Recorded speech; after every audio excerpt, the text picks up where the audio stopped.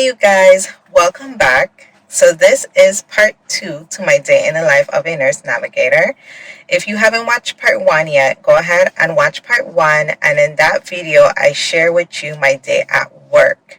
So now it's after work, and I am meeting up with my friend Diana today, and we're just gonna have some drinks and talk and chit chat, girl stuff for about 2 hours, 2 hours and a half.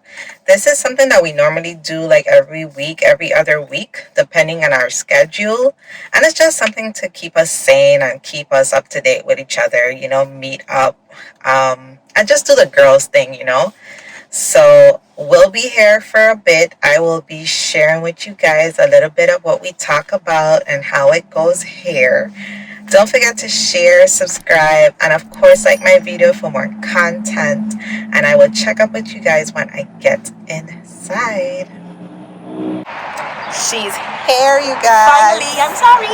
She was running late. Okay. But it's okay because we're about to make up for that time. We're going in Applebee's right now. Okay. We'll catch up with you guys when we probably have like our first three or four something shots. The lighting is bad, but this is our, I guess, tradition. What we do before we start eating and talking, we take a shot. And this is Fireball double shot. Double shot. Ooh, Jesus. You gotta take classes. That's good. Yep. And now we eat. Alright, so we had our shots and we have our first appetizer. I'm sorry for the noise in the background, you guys, but yes. So, Diana, how was your week? It was a little crazy. So, I worked at the prison and at the emergency room. So I know, right? Never a dull moment. There's chaos everywhere. In the emergency room, here's my ER chronicle. I had a patient that came in. She was having a seizure in the car. So I put her in a wheelchair. I had to wheel her in, and I had to hold my arm across her chest because she was seizing really badly. Got her in. The person that brought her was her friend. He didn't know too much personal information about her, but knew her well enough to know that she did have seizures and that he was able to answer a couple of questions. Thank you very much. Give that a taste for her. Thank you. I gotta taste it to make sure it's right. This is a house margarita, you guys. And I got an old fashioned. He was able to answer a couple of questions, but you could tell he was trying to be a little elusive about all the things, and it was a little shady, okay? So we're trying to get her situated, trying to get an IV in her, and she is steadily convulsing. I swear she convulsed for about 30 straight minutes.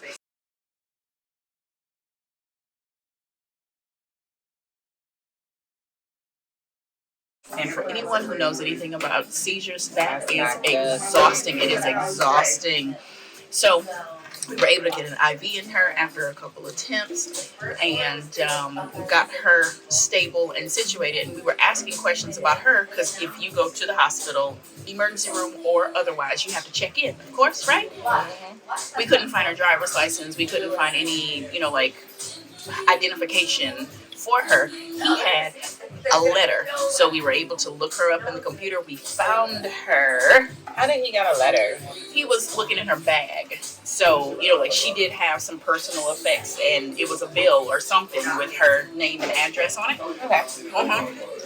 And it was in the computer. She had been to or in our hospital before or in the hospital system before, so we were able to find her, get her all checked in, because the way our ER works, we literally can't do anything. I can draw blood, but I can't send it anywhere if I don't have the stickers on it.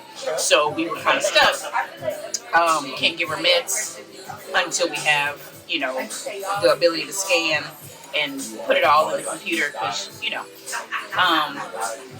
So we got it all in there, and got her stable, and he was like, "Well, I've seen this happen before, so I'm okay." He's seen it happen to her? Correct. I've seen her have a seizure before, so I'm okay. Don't worry about me. So I don't give a about you. Thank you for letting me know that you're okay. You're not my patient. I'm not concerned at this point. I only care about her. And he said, "Y'all, I remember you. I was here before when I brought my wife and my kids."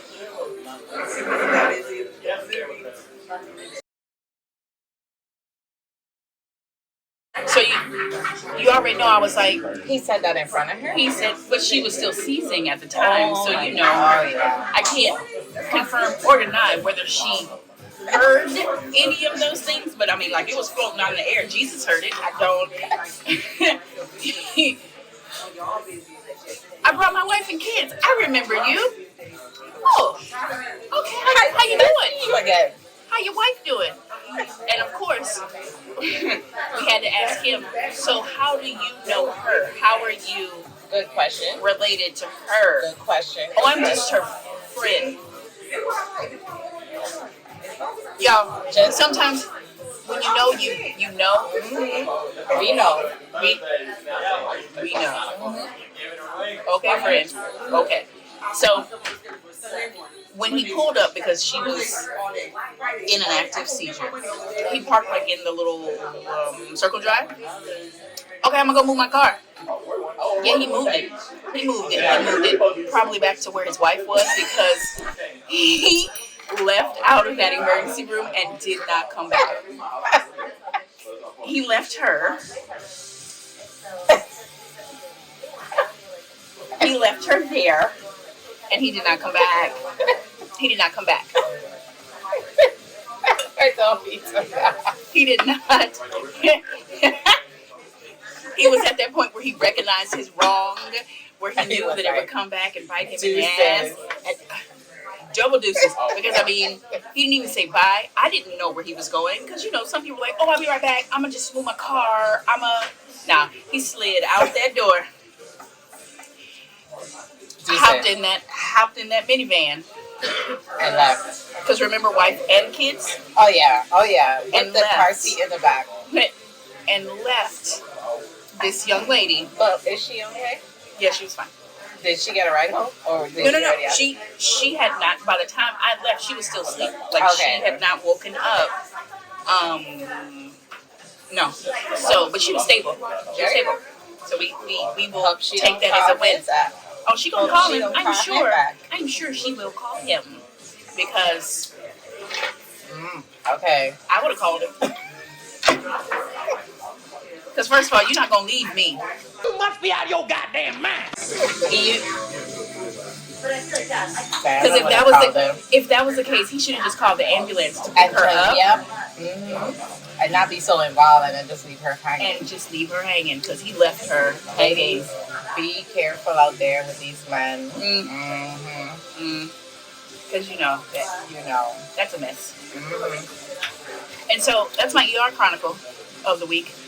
My prison chronicle of the week. Ooh, these to be good. Oh, these does be good. Okay. Like, I'd be at work. What the F is going on with these kids? Carry on. So,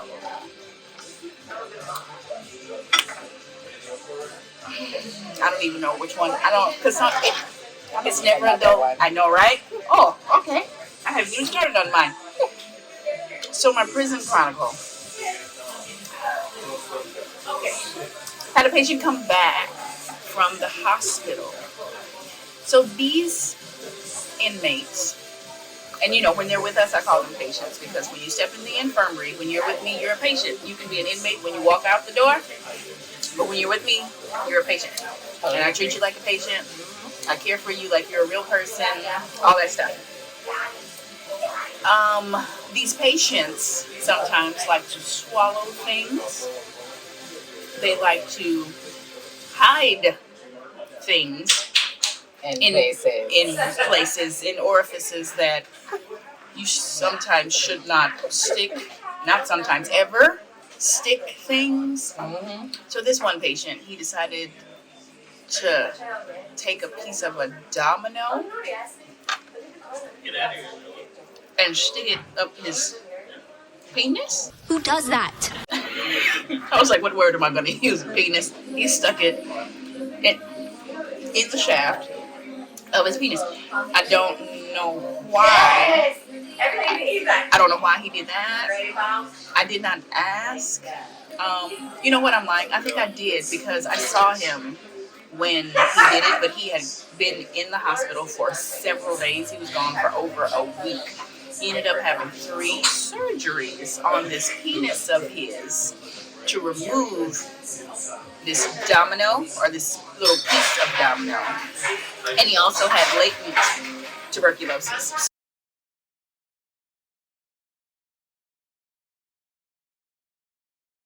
So they had to treat him for TB. Not good, guys. Yes, tuberculosis is highly contagious, and it is very, very awful for a person when it's like active in their body.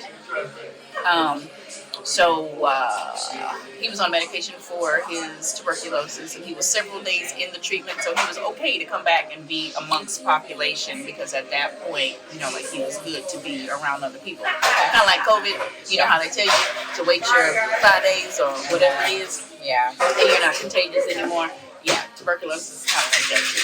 So he was back and in lots of pain because, you know, as you can imagine, if you had to have surgery on your sensitive parts 3 times. Imagine that's gonna hurt. I don't even want to imagine it was gonna hurt. You know, I've had to have stitches when I had babies, and that was awful. So just imagine, like, okay, you know what? Yeah, You guys get the point. you get it. It hurt. It hurt, and he was in pain. So,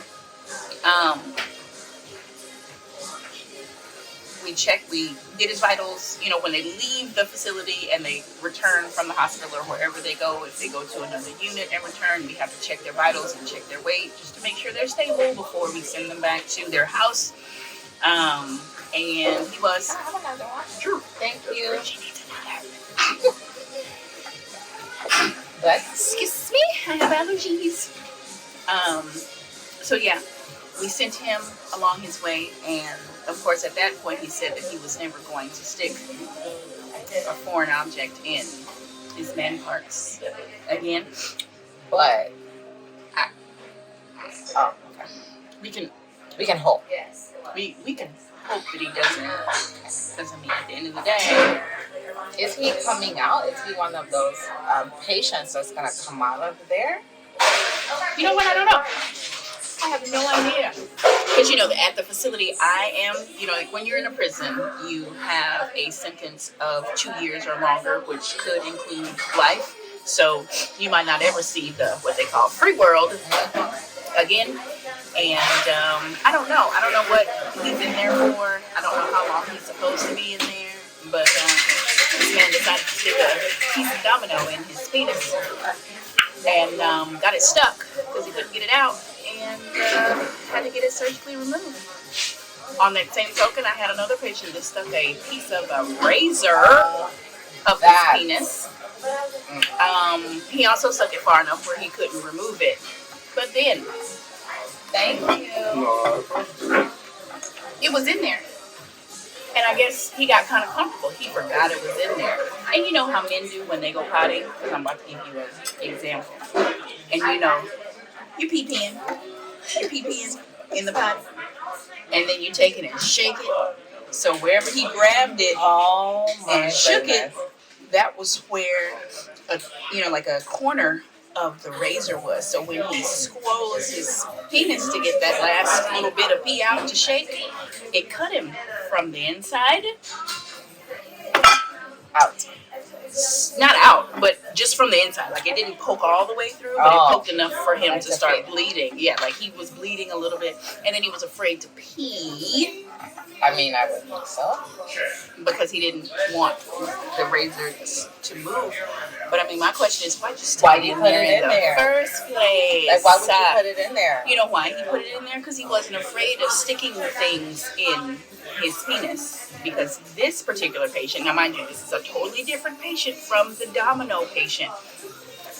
On the shaft of his penis, he had 3 surgical steel balls that had been inserted under his skin, for his lady's pleasure. So he wasn't. He was used to this kind of stuff. Ladies, don't be having your men do that. Don't be. Now look at that. He did that for pleasure, and now he's sticking razors. You know what? Drink. He didn't want to pee because he was afraid to pee because he thought that it would hurt. But we couldn't let him leave the emergency room because we needed to make sure that his parts were working. So he refused to pee, and we were like, okay, well, we got to give you an IV. So I gave him an IV. And when the fluid started going in his body, and his body was like, oh, wait. Because mind you, he told us he had peed in 2 days. He had been holding, not that he couldn't, he wouldn't. He had been holding his urine for 2 whole days.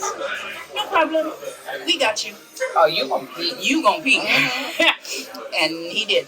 You gonna pee. So, yeah. We ended up having to send him out, too. So they could get their razor out. Well, those are normally the stories I get when we meet up. Okay, from her work. Okay, I mean, these are stories I get throughout the day, too, because some things we just gotta share.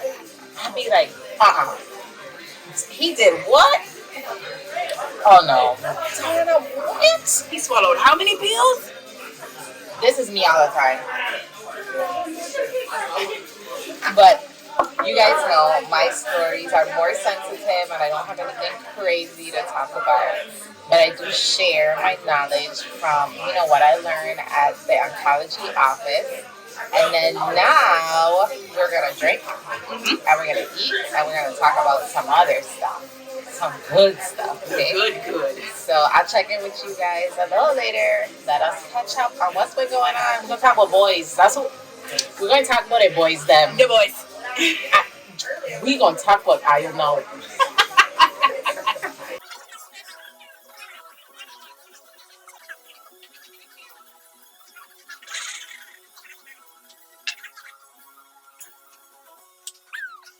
So, we talked about the boys. We're going to talk about them some more. I told her about my weekend trip to Miami, and it was amazing. My husband and I went to Miami for the weekend, and we had a wonderful time. So I filled her in on that.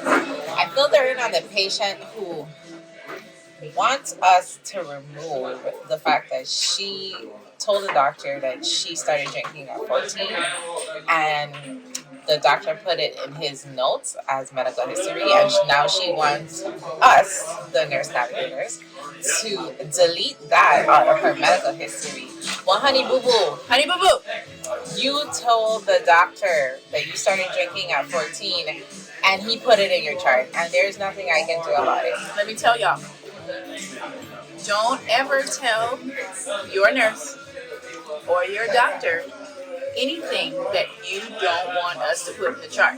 Now, I am not saying to leave out important information that is critical for us to make decisions about your medical health. I'm not saying that. But just know that we document because we have to. Correct.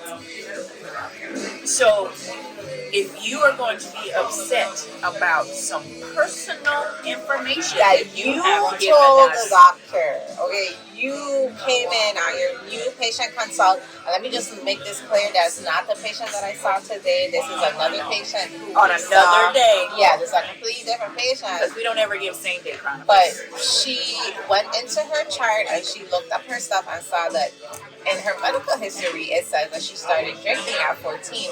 Well, that is what you told him. So that is what he put in the chart. And now she wants me, well, not me, my supervisor, because it was escalated to my supervisor. It didn't even reach to me, okay? Because when she called, she was highly upset. So it went to my supervisor. So on the team, it's my supervisor, and then there's 2 of us, okay? So she wants my supervisor to have the doctor remove it from her chart. Sorry. It ain't gonna happen. It's not going. You can take your chart someplace else.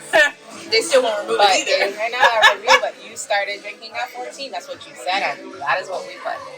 So, we're still here. It's 6:32. We're still here. We're still here. And Diana is still stuffing her face. No, not still. I just started. Well, I kind of stuffed my face already. We're talking about boys and The boys. and we have another shot. This is How did I get there? 3. Who knows? Who cares? 3 or Who's something like counting? that. I'm finished. They're not counting. With something with this. They're not counting. We're not counting. And this is our home, man. They know us here. They love us here. We're always here, and they were happy to see us back because we haven't been here in quite some time. Couple weeks. We were actually working and taking care of stuff. We've been slacking. Yeah, but we're back, and we finished the fireball. And there is literally no more. To our defense, it was like 2 shots of Fireball in that bottle. I mean, we probably did like 2 doubles and 1 single, whatever. The thing I don't know fireball. She putting business in our medical records. We'll be back. On that note, we'll be back. We'll be back. So it is 6:59. Okay, so I know it's time for me to go home. Time for us to go home. Gotta go home. Gotta be with the kids. Gotta get things together. So we have another drink here, kind of hiding on the side. I don't really remember what number drink this is, but it's okay. It's not important. But we start our a sit down talk with a shot, and we always end it with a shot. With a shot too. So we're gonna finish those drinks, but this is our last shot, and then we're gonna be cutting out. So I'm gonna go ahead and show you guys that. And this is cheers to a new week for us. A new week for us. And a successful week, and just doing what we love, and that's why we're nurses. And don't let us be, especially her. Don't let her. Don't come to either one of my jobs, please. And I don't want to see none of you guys on my job. Okay, honestly, I don't. But this is what we do. We love it. And cheers to being nurses.